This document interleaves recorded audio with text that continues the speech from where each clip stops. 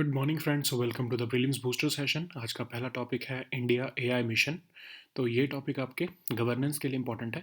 तो union cabinet ने जो है इंडिया एआई मिशन को अप्रूवल दे दिया है अगले 5 साल के लिए।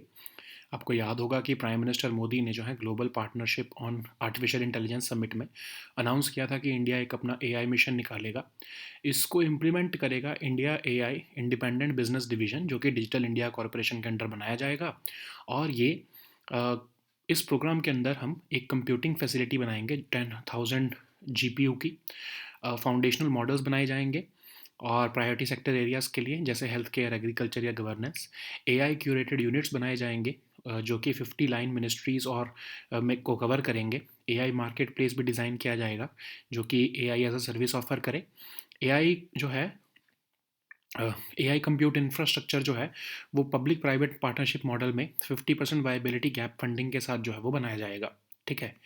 तो अगर हम फीचर्स देखें तो high and AI computing ecosystem बनाने का इसमें प्रोग्राम है। लार्ज मल्टी मॉडल मॉडल्स भी बनाने का इसमें प्रोग्राम है। फिर नॉन पर्सनल डेटा सेट्स जो हैं एआई इनोवेशन के, उसका एक्सेस देना लोगों को। फिर एआई एप्लीकेशंस क्रिटिकल सेक्टर्स में बनाना। जो एंट्री बैरियर्स हैं एआई प्रोग्राम्स में उसको ख़त्म करना या कम करना। सपोर्ट करना, एक्सेलरेट करना डीप टेक्स्ट एआई स्टार्टअप्स को, स्ट्रीमलाइन एक्सेस देना उनको फंडिंग का। फिर रिस्पॉन्सिबल एआई प्रोजेक्ट्स की इम्प्लीमेंटेशन करना। इंडिजिनस टूल्स और फ्रेमवर्क्स बनाना, ये सब जो है इसके मिशन के फीचर्स हैं। इंडिया का जो विजन है मेकिंग एआई इन इंडिया और making AI work in India, उसको फर्दर करेगा ये एआई मिशन। और इंडिया की ग्लोबल कंपेटिटिवनेस को एलिवेट करेगा। ठीक है। एम्प्लॉयमेंट भी ऑफ कोर्स जनरेट करके देगा। ठीक है। नेक्स्ट हम टॉपिक देखते हैं gig workers in India. Social issues के लिए टॉपिक इंपॉर्टेंट है, इकोनॉमी के लिए भी इंपॉर्टेंट है। एक सर्वे कंडक्ट किया गया 5,000 गिग एंड प्लेटफॉर्म वर्कर्स में 32 सिटीज़ में इंडिया में। इस सर्वे में ये पाया गया कि 85% जो इसमें थे वो कम से कम 1 घंटे रोज़ काम कर रहे हैं, और उसमें से 21% जो थे वो 12 घंटे रोज़ काम कर रहे हैं। तो गिग इकोनॉमी जो है वो एक फ्री मार्केट सिस्टम है जिसमें ऑर्गेनाइजेशंस हायर करती हैं कॉन्ट्रैक्ट वर्कर्स को, या फिर कॉन्ट्रैक्ट देती हैं शॉर्ट स्पैन ऑफ टाइम के लिए। ये टेम्प्रेरी पोजीशंस होती हैं कंपनी के रिक्वायरमेंट्स को मीट करने के लिए। तो जैसे स्टार्टअप्स हैं ओला, ऊबर, जोमेटो, स्विगी, ये सब जो है गिग वर्कर्स को जो है या गिग इकोनॉमी को चलाती हैं कंट्री में। तो गिग वर्कर्स कौन होते हैं? एक पर्सन जो कि ऐसे वर्क अरेंजमेंट्स में पार्टिसिपेट कर रहा है और अर्न कर रहा है जो कि outside traditional employer employ relationship है। ठीक है। मतलब जो नॉर्मल आपका एम्प्लॉय और एम्प्लॉयर का रिलेशनशिप होता है उससे बाहर है। ठीक है। ये इंडिपेंडेंट कॉन्ट्रैक्टर्स हो सकते हैं, ऑनलाइन प्लेटफॉर्म वर्कर्स हो सकते हैं, कॉन्ट्रैक्ट फॉर्म वर्कर्स हो सकते हैं, ऑन कॉल वर्कर्स हो सकते हैं, टेम्प्रेरी वर्कर्स हो सकते हैं। ठीक है। तो साइज़ क्या है गिग इकोनॉमी का इंडिया में? लगभग 47% जो गिग वर्क है वो मीडियम स्किल्ड जॉब्स में है, 22% जो है वो हाई स्किल्ड जॉब्स में है, 31% लो स्किल्ड जॉब्स में है। और डेवलपिंग कंट्रीज़ में जो है ये गिग इकोनॉमी की पार्टिसिपेशन ज़्यादा है as compare to developed economies. तो अगर हम देखें 2020 और 21 के आंकड़े में 77 लाख वर्कर्स जो थे वो इस गिग इकोनॉमी का पार्टिसिपेट कर रहे हैं। और ये वर्कफोर्स जो है बढ़कर 2.35 करोड़ पहुंचने वाली है 2029 और 30 के बीच में। मीडियन एज इनकी लगभग 27 साल है और एवरेज इनकम इनकी जो है 18,000 रुपये बनती है मंथली, जिसमें से 71% जो टोटल गिग वर्कर्स हैं वो सोल ब्रेड विनर्स हैं अपनी फैमिली के। तो चैलेंजेस क्या हैं गिग वर्कर्स के पास? लो वेजेस है उनकी, अनइक्वल जेंडर पार्टिसिपेशन है, lack of possibility of upward mobility, मतलब प्रोग्रेस नहीं हो सकती है, प्रमोशन के चांसेस बहुत ही कम है ना। तो टिपिकली इनको जो है कॉन्ट्रैक्चुअल बेसिस पर ही हायर किया जाता है और इनको अपना एम्प्लॉय भी नहीं समझा जाता है। ठीक है। तो कैसे इनके लिविंग स्टैंडर्ड्स को इम्प्रूव किया जा सकता है? तो नीति आयोग ने कहा कि फिजिकल इंसेंटिव्स दिए जाए जैसे टैक्स ब्रेक्स या स्टार्टअप ग्रांट्स उन बिजनेसेस को जो कि लाइवलीहुड अपॉर्चुनिटीज़ दे रही हैं विमेन को, खासकर as their workers. Old age retirement plans या बेनिफिट्स दिए जाएं, इनकम सपोर्ट दिया जाए वर्कर्स को, अशोर्ड मिनिमम अर्निंग्स और सोशल सिक्योरिटी दी जाए इनकम लॉस के कंटेक्स्ट में अगर कोई इरेगुलरिटी या फिर अनसर्टेनिटी होती है उनके काम में। तो राजस्थान ने तो एक एक्ट भी पास किया है जिसमें कि एक बोर्ड बनाया जाता है गिग वर्कर्स के रजिस्ट्रेशन और वेलफेयर के लिए। एक ग्रीवेंस रिड्रेस मैकेनिज्म भी उन्हें दिया जाता है। और उसी के अंदर एक सोशल सिक्योरिटी फंड भी बनाया गया है जो कि एक फ़ी चार्ज की जाती है एवरी ट्रांजैक्शन पर, उसके द्वारा फाइनेंस होता है। ठीक है। तो रिकमेंडेशंस क्या कह रही हैं इस रिपोर्ट की, जो सर्वे की रिपोर्ट है, इसमें कहा जा रहा है कि गवर्नमेंट्स और रेगुलेटर्स जो हैं वो रीनेम करें गिग प्लेटफॉर्म या ई कॉमर्स वर्कर्स को एज गिग, और ई कॉमर्स वर्कर्स जो है सबसे ज़्यादा बेस्ट रहेगा नाम अगर रखा जाए तो। कंपनीज जो है वो फेयर और ट्रांसपेरेंट पेमेंट मैकेनिज्म्स रखें, ठीक है।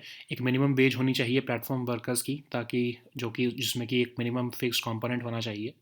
रिपोर्ट जो है प्लेटफॉर्म को कह रही है कि आप वॉइसेस ऑफ इनकम इंसफिशिएंसी के जो इश्यूज़ हैं उसको एड्रेस करो, और वर्कर्स की डिमांड जैसे अमाउंट ऑफ कमीशन जो वो चार्ज करते हैं उसको रिड्यूस करो, जो पर ट्रांजैक्शन वो चार्ज करते हैं, ठीक है।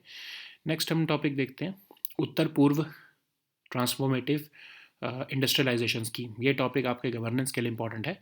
तो यूनियन कैबिनेट ने अप्रूव कर दिया प्रपोजल को, उत्तर पूर्व ट्रांसफॉर्मेटिव इंडस्ट्रियलाइजेशन स्कीम 2024 को। तो ये एम्ड है डेवलपिंग कंट्रीज़ और के लिए, और I am sorry developing industries के लिए, और एम्प्लॉयमेंट जनरेट करने के लिए नॉर्थ ईस्टर्न रीजन में। ओवरऑल सोशो इकोनॉमिक डेवलपमेंट इस रीजन की जो है वो इम्प्रूव करेगा। एक सेक्टर स्कीम है, अगले 8 साल के लिए जो है इसको जो है आई एम सॉरी 10 साल के लिए इसको जो है चलाया जाएगा। 8 साल की इसमें कमिटेड लाइबिलिटीज़ होंगी। जितने भी एलिजिबल इंडस्ट्रियल यूनिट्स हैं वो उनको रजिस्ट्रेशन के बाद 4 साल के अंदर अपना जो है काम करना शुरू करना पड़ेगा। जितनी न्यू इंडस्ट्रियल यूनिट्स हैं या जो एग्जिस्टिंग एक्सपैंड करना चाहती हैं उनको इंसेंटिव्स इसमें दिए जाएंगे। DPIIT जो है वो इस पूरी स्कीम को इम्प्लीमेंट करेगा, ओवरसी करेगा। नेक्स्ट हम टॉपिक देखते हैं आर्टिकल 131 ऑफ इंडियन कॉन्स्टिट्यूशन। ये टॉपिक पॉलिटी के लिए इंपॉर्टेंट है। तो सुप्रीम कोर्ट ने रिकॉग्नाइज़ किया है कि ये स्टेट का एक राइट होता है कि वो under 131 of the constitution supreme court को जो है वो अप्रोच करें अगर कोई भी डिस्प्यूट है सेंट्रल गवर्नमेंट या फिर स्टेट्स के बीच में। तो आर्टिकल 131 क्या कहता है कि सुप्रीम कोर्ट के पास ओरिजिनल जुरिस्डिक्शन है। कोई भी लीगल इश्यूज अगर ओरिजिनेट होते हैं स्टेट्स या फिर दो स्टेट्स के बीच में, या दो से ज़्यादा स्टेट्स के बीच में, या फिर स्टेट्स के बीच में और यूनियन के बीच में, ठीक है। तो आर्टिकल 131 में कहा गया है कि अगर गवर्नमेंट ऑफ इंडिया और एक या एक से ज़्यादा स्टेट के बीच में कोई डिस्प्यूट होता है वो उसके लिए भी ओरिजिनल जुरिस्डिक्शन है। Government of India as one party, कोई एक या एक से ज़्यादा स्टेट्स दूसरी पार्टी, और तीसरी पार्टी भी अगर एक या एक से ज़्यादा स्टेट्स हैं तो उसकी भी ओरिजिनल जुरिस्डिक्शन सुप्रीम कोर्ट के पास है। दो या दो से ज़्यादा स्टेट्स के बीच में भी अगर डिस्प्यूट है तो उसकी भी जुरिस्डिक्शन जो है वो सुप्रीम कोर्ट के पास है। याद रखो, सिर्फ लीगल राइट से रिलेटेड अगर कोई डिस्प्यूट होता है तो वो सुप्रीम कोर्ट के पास जुरिस्डिक्शन आती है। कोई पॉलिटिकल नेचर का अगर डिस्प्यूट है तो वो ऑफ कोर्स उसमें कवर नहीं होता है, ठीक है। तो स्टेट का मीनिंग ये है कि जो है एंटायरली एज अ स्टेट, और कोई प्राइवेट सिटीजन कंपनी या गवर्नमेंट डिपार्टमेंट नहीं, ओके। तो सुप्रीम कोर्ट जो है उसमें कुछ इस ओरिजिनल जुरिस्डिक्शन पर कुछ रिस्ट्रिक्शंस भी हैं। अगर कोई इंटरनेशनल ट्रीटी है, एग्रीमेंट है, कॉवेनेंट है, एंगेजमेंट है, तब of course supreme court interfere नहीं कर सकता। पार्लियामेंट जो है जुरिस्डिक्शन को इसको कम भी कर सकती है किसी पर्टिकुलर लीगल लॉ पर, ठीक है। नेक्स्ट हम टॉपिक देखते हैं वेरी स्मॉल अपर्चर टर्मिनल। ये टॉपिक आपके साइंस एंड टेक के लिए इंपॉर्टेंट है। मिनिस्ट्री ऑफ ट्राइबल अफेयर्स जो है वो प्लान कर रही है कि वो इसरो के साथ कोलैबोरेट करके वीसैट स्टेशंस जो हैं पायलट बेसिस पर लगभग 80 ट्राइबल विलेजेस में लगाएं, ठीक है। तो ये वेरी स्मॉल अपर्चर टर्मिनल क्या होता है, एक टू वे ग्राउंड स्टेशन होता है जिसमें कि ग्राउंड पर जो है एंटीना लगाया जाता है या फिर डिश लगाई जाती है जिसको आप कह सकते हो। ये ट्रांसमिट और डेटा रिसीव करते हैं सैटेलाइट से, ठीक है। ये वीसैट स्टेशन 3 मीटर लंबे हो सकते हैं। नैरो और ब्रॉडबैंड डेटा दोनों को ही जो है सैटेलाइट के साथ जो है ये जो है रिले कर सकते हैं। और कई तरह की इसके कमर्शियल एप्लीकेशंस हैं, जैसे नेशनल स्टॉक एक्सचेंज जो है वो one of the largest VSAT networks in the world operate करता है। और ऑफ कोर्स इसमें बहुत ही कम जो है प्रॉब्लम्स होती हैं, जैसे आपका डिश नेटवर्क है जो आप टीवी के लिए यूज़ करते हो, बहुत कम आउटेजेस होती हैं उसमें, है ना। सिर्फ तभी हो सकती हैं अगर कोई सोलर रेडिएशन की वजह से जो है ओकेजनली जब सन से सोलर रेडिएशन निकलती है तो ये वीसैट नेटवर्क जो है वो उस समय पर उसके सिग्नल्स डिस्टॉर्ट हो जाते हैं। एडवांटेजेस और डिसएडवांटेजेस देखें अगर हम, एडवांटेजेस ये हैं कि ग्राउंड स्टेशन जो है वो डायरेक्टली कम्युनिकेट कर रहा है सैटेलाइट के साथ, इसलिए ऑफ कोर्स ज़्यादा इंफ्रास्ट्रक्चर की ज़रूरत नहीं है। आइडियल चॉइस है ये कनेक्टिविटी प्रोवाइड करने के लिए रिमोट वर्क साइट्स पर, और लोकल टेलीकम्युनिकेशन नेटवर्क से ये इंडिपेंडेंट रहता है, तो अगर आपके जो लोकल टेलीकम्युनिकेशन नेटवर्क अगर नहीं भी चल रहा है तो ऑफ कोर्स, क्योंकि ये तो डायरेक्टली सैटेलाइट से कनेक्टेड है, तो ये अपना चलता रहेगा। लेकिन प्रॉब्लम क्या है, लेटेंसी की प्रॉब्लम है।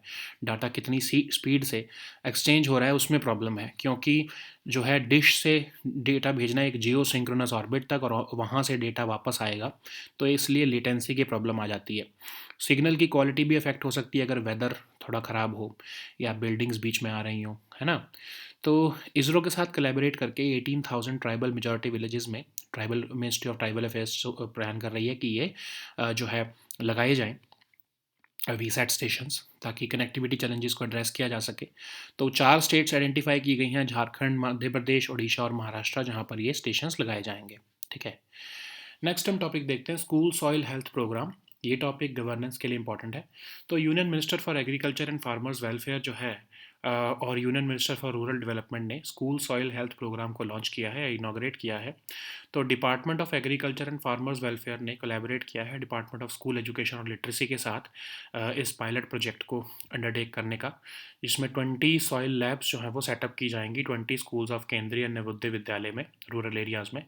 स्टडी मॉड्यूल्स डेवलप किए जा रहे हैं, ट्रेनिंग दी जाएगी स्टूडेंट्स और टीचर्स को। तो केंद्रीय विद्यालय, नवोदय विद्यालय और एकलव्य मॉडल स्कूल जो हैं वो इस जो है प्रोग्राम को टेकअप करेंगे।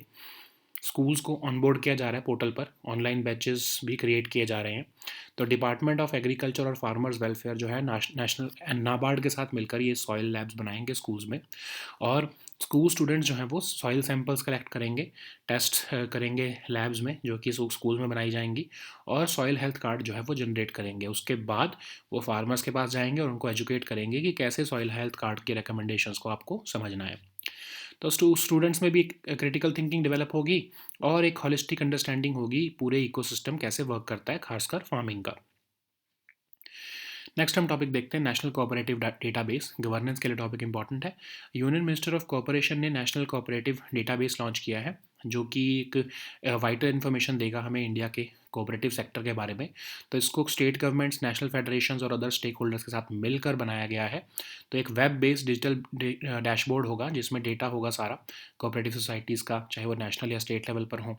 और जो ये डेटा है ये स्टेट्स या यूटीज़ की जो नोडल ऑफिशियल्स हैं वो एंटर करेंगे और वैलिडेट करेंगे। इन्फॉर्मेशन जो कलेक्ट की जाएगी कोऑपरेटिव सोसाइटीज़ से वो कई पैरामीटर्स पर जो है वो इकट्ठी की जाएगी, जैसे उनका नाम, date, location, number of members, sectoral information etcetera. Okay, और एक क्रूशल टूल बनेगा ये कम्युनिकेशन एस्टैब्लिश करने के लिए सेंट्रल मिनिस्ट्री, स्टेट यूटीज़ और कोऑपरेटिव सोसाइटीज़ के बीच में।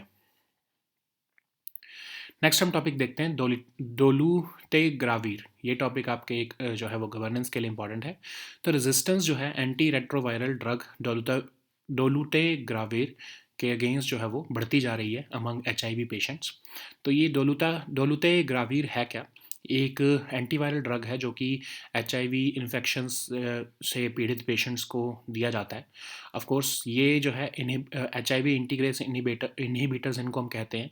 ये अमाउंट ऑफ HIV जो है ब्लड में उसको कम करता है और इम्यून सेल्स को बढ़ाने में हेल्प करता है। ऑफ कोर्स ये क्योर तो नहीं करता HIV को, लेकिन ये फर्स्ट और सेकंड लाइन ट्रीटमेंट होता है HIV के अगेंस्ट। बहुत इफ़ेक्टिव है, बहुत कम इसके साइड इफ़ेक्ट्स हैं। ओके, और HIV एड्स क्या है? क्रॉनिक लाइफ थ्रेटनिंग कंडीशन जो ह्यूमन इम्यूनोडेफिशिएंसी वायरस की वजह से होती है। बॉडी के इम्यून सिस्टम को अटैक करना शुरू कर देता है वायरस। तो ये बेसिकली एक सेक्सुअली ट्रांसमिटेड डिसीज़ है और ये इसका कोई करंटली क्योर नहीं है। प्रॉपर मेडिकल केयर से सिर्फ इसको कंट्रोल किया जा सकता है। नेक्स्ट हम टॉपिक देखते हैं सी डिफेंडर्स 2024। ये टॉपिक सिक्योरिटी के लिए इंपॉर्टेंट है। यूएस का कोस्ट गार्ड जो है वो रीच कर गया है पोर्ट ब्लेयर पे, क्योंकि सी डिफेंडर्स 2024 जॉइंट एक्सरसाइज होने वाली है।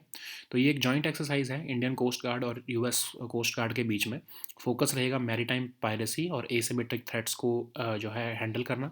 एक सिमुलेटेड मेडिकल इवैक्यूएशन भी जो है वो कंडक्ट किया जाएगा कि इमरजेंसी सिचुएशन में कैसे काम किया जाएगा। ठीक है, तो इंडियन कोस्ट गार्ड क्या है? एक आर्म्ड फोर्स जो कि इंडिया की मैरीटाइम इंटरेस्ट को प्रोटेक्ट करती है और ये बाकी के यूनियन एजेंसीज, इंस्टीट्यूशंस और अथॉरिटीज़ के साथ मिलकर काम करती है। वेसल्स, फिशरमैन को जो है जो कि डिस्ट्रेस में है उनको हेल्प देना, मैरीटाइम एनवायरनमेंट को प्रोटेक्ट करना जो है, ये सब इसका काम है। 1978 में इसको बनाया गया था एक एक्ट के अंदर, मिनिस्ट्री ऑफ डिफेंस के अंदर ये ऑपरेट करती है। Okay. So now let us see all these topics in English.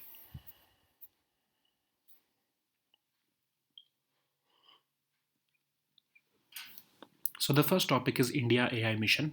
This topic is important for your governance and science and tech section. So Union Cabinet has recently given approval to India AI mission with an outlay of 10,370 crore rupees for the next 5 years. And the Prime Minister of India had announced during the Global Partnership on Artificial Intelligence Summit in 2023 that India will be launching its own AI mission, which will be implemented by India AI Independent Business Division under the Digital India Corporation, and it will establish a computing capacity of more than 10,000 graphics processing units. It will help foundational models and for priority sectors like healthcare, agriculture, and governance. AI curation units will also be developed in 50 line ministries, and AI marketplace will be designed to offer AI as a service. Implementation of AI compute infrastructure will be done through a public private partnership model with 50% viability gap funding.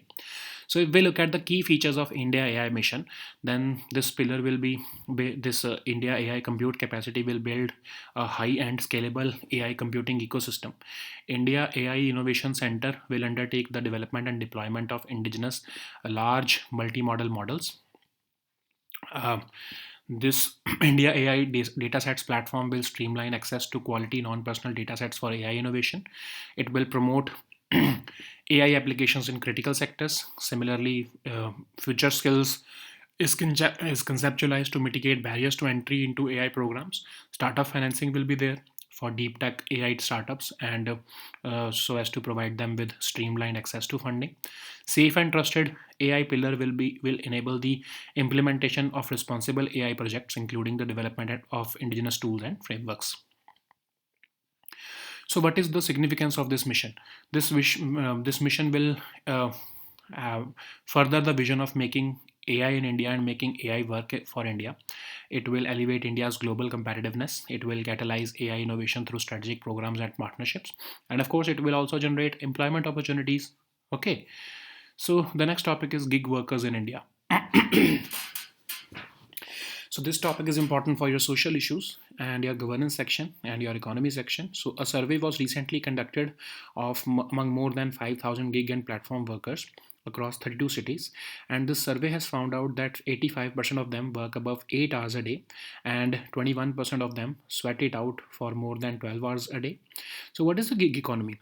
It is a free market system in which organizations hire or contract workers for a short span of time. These positions are temporary to meet the company's requirements, and the startups like Ola, Uber, Zomato, and Swiggy have established themselves as the main source of income for the gig economy. So, what is a gig worker? It is a person who is participating in work arrangements outside the traditional employer-employee relationship. They are independent contractors, online platform workers, contract firm workers, on-call workers, and temporary workers. And as per Niti Aayog, about 47% of the gig work is in medium skilled jobs, about 22% of them is in high skilled jobs, and about 31% is in low skilled jobs. So participation in gig economy is higher in developing countries versus developed economies. So as per 2020-2021 data, 77 lakh workers were engaged in gig economy, which is expected to expand to 2.35 crore workers by 2029 and 2030 period. The median age for these Indian gig workers is 27, and their average monthly income is 18,000 rupees. Of these, about 71% are the sole breadwinners of their families. So, what are the challenges faced by these gig workers? So, they are marred by low wages, unequal gender participation, and a lack of possibility for upward mobility within an organization. Gig workers typically are hired by companies on a contractual basis, and they're not considered their employees. So, what are the suggestions? How can we improve the living standards of these gig workers? So Niti Aayog in its report has said that fiscal incentives like tax breaks or startup grants may be provided for businesses which provide livelihood opportunities where women constitute a substantial portion of their workers. The report has also recommended that firms must adopt policies which offer old age or retirement plans and benefits. Businesses should also consider providing income support to workers, as it would be a critical step in providing assured minimum earnings and social security from income loss. Rajasthan has also passed an act in 2023 under which a board will be established to ensure gig workers' registration and welfare. This board will serve as an independent grievance redress mechanism also. It will also act as a provision for establishing social. This act will also have a provision for establishing social security fund funded through a fee on every transaction.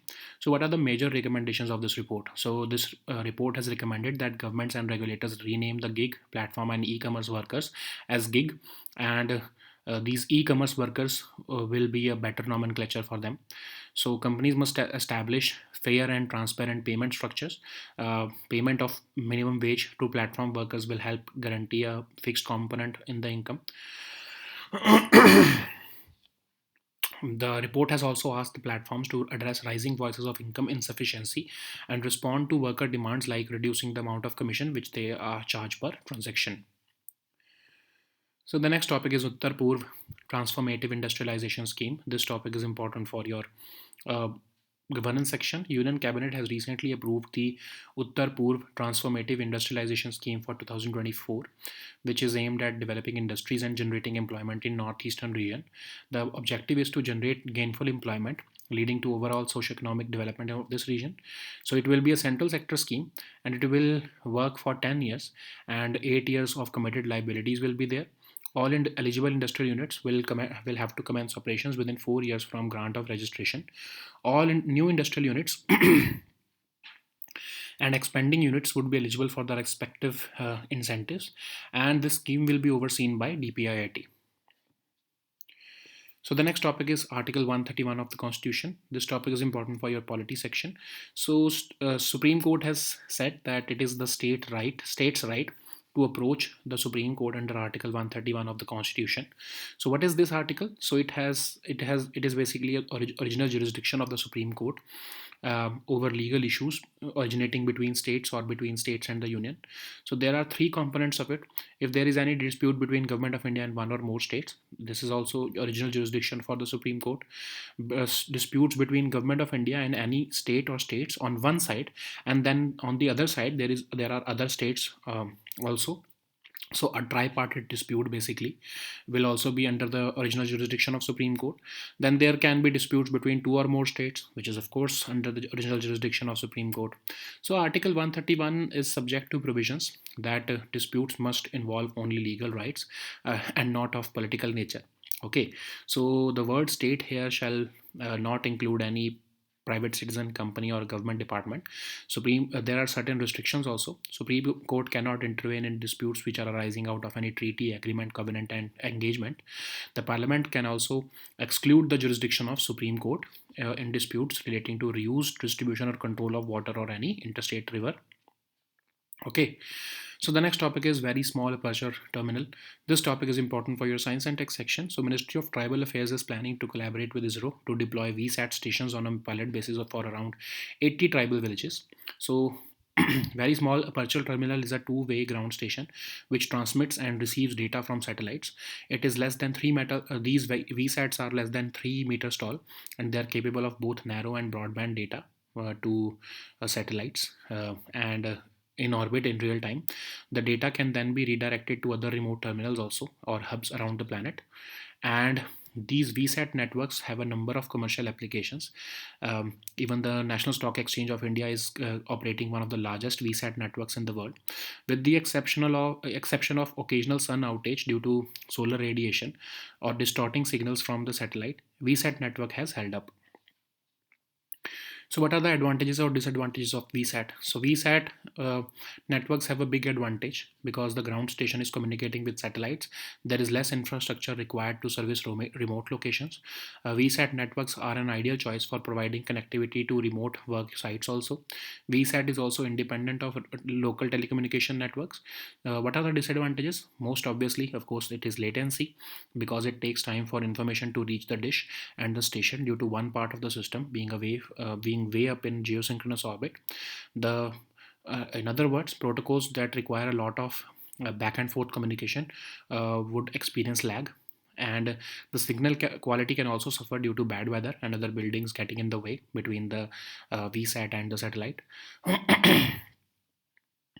So approximately 18,000 tribal majority villages which are having challenging accessibility due to remote locations and terrain. So uh, four states have been identified where this is where these VSAT networks or stations would be established in 80 villages: Jharkhand, Madhya Pradesh, Odisha, and Maharashtra. Okay. So the next topic is school soil health program. This topic is important for your governance section. So Union Minister for Agriculture and Farmers Welfare has inaugurated school soil health program, which is a program for Department of Agriculture and Farmers Welfare in collaboration with Department of School Education and Literacy. Under this project, 20 soil labs will be set up in 20 schools of Kendriya and Navodaya Vidyalaya of rural areas, whereby training will be given to students and teachers. So these schools will be onboarded on the portal, and online batches are being created. And uh, NABARD will be setting up these soil labs in these schools with help of Department of Agriculture. School students will collect soil samples. They will test it in labs, which will be set up in their schools, and generate soil health cards. After generating these soil health cards, they will go to the farmers and educate them about recommendation of the soil health card. So it will help developing critical thinking skills in the students, problem solving capabilities, and holistic understanding of the connectedness of the ecosystem, especially the farming ecosystem. So the next topic is National Cooperative Database. This topic is important for your economy section. So, Union Minister of Cooperation will launch the National Cooperative Database, which will capture vital information about India's vast cooperative sector. It has been developed in collaboration with state governments, national federations, and stakeholders. So, basically, it's a web-based digital dashboard wherein data of cooperative societies, including national and state federations, have been captured. The data of cooperative societies has been entered and validated by states or UTs, nodal officials. The information collected from cooperative societies will be on various parameters like the name, date, location, number of members, sectoral information, etc. So this will serve as a crucial tool for efficient communication between the central ministry, states, UTs, and cooperative societies. So the next topic is dolutegravir. This topic is important for your science and tech section and social issues.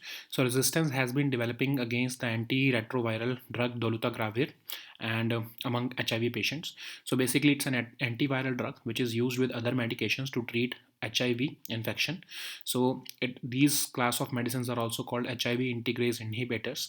They decrease the amount of HIV in the blood, and they increase the number of immune cells. So of course they do not cure HIV, but they are preferred first line and second line of defense against HIV treatment. They are more effective. They have fewer side effects. Okay, so what is HIV? It's a chronic, life-threatening condition caused by what is AIDS? It is a chronic, life-threatening condition caused by HIV. HIV attacks the body's immune system, and if HIV is not treated, it can lead to AIDS. So it's a sexually transmitted infection. Currently, there is no effective cure, but with proper medical care, HIV can be controlled.